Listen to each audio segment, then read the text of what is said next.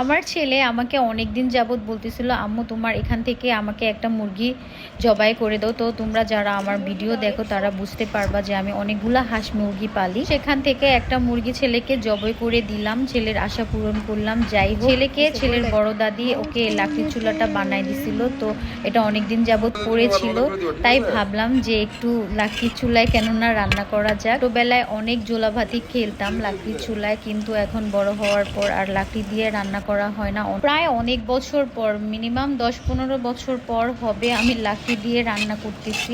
আর চুলা ধরাতে আমার অনেক বেশি কষ্ট হয়েছিল, কারণ আমার চুলাটা অনেক বেশি ছোট। আমি আমার শখের বাড়ির জন্য, অনেকেই দেখেছো আমি ছাদে একটা ঘর করেছি, তো একটা ওপেন কিচেন করারও অনেক ইচ্ছা আছে। তখন একটা বড় চুলা বানাবো, তো আর কি অনেক ইচ্ছা করতেছিল মাটির চুলায় রান্না করার জন্য, তাই এই ছোট চুলাতেই রান্না বান্না শুরু করে দিলাম। এখানে দেশি মুরগির আলু দিয়ে ঝোল রান্না করা হবে। এরই ফাঁকে রান্না হতে থাক, এরই ফাঁকে আমি আমার ছাদের একটু ভিডিও করতেছিলাম, আমার সবজির বাগানগুলো একটু ভিডিও করে নিলাম। আর আমার বড় ছেলে এসে এসে বারবার দেখতেছিল যে রান্না কখন হবে আর কখন ও খাবে। আমার রান্না করতে অনেকটা সময় লেগে গেছে, কারণ আমি চুলার আঁচটা ধরাতে পারতেছিলাম না, অনেক কষ্ট হচ্ছিল। তো এখানে কষানো শেষ হওয়ার পর এক পর্যায়ে পানি দিয়ে দিয়েছি, এখন আর কি হওয়ার পালা।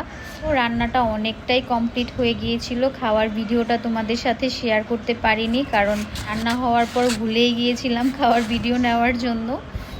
আর খেতে কিন্তু একেবারে দারুণ হয়েছিল। মাটির হাঁড়ির রান্না এমনিতেই অনেক বেশি মজার।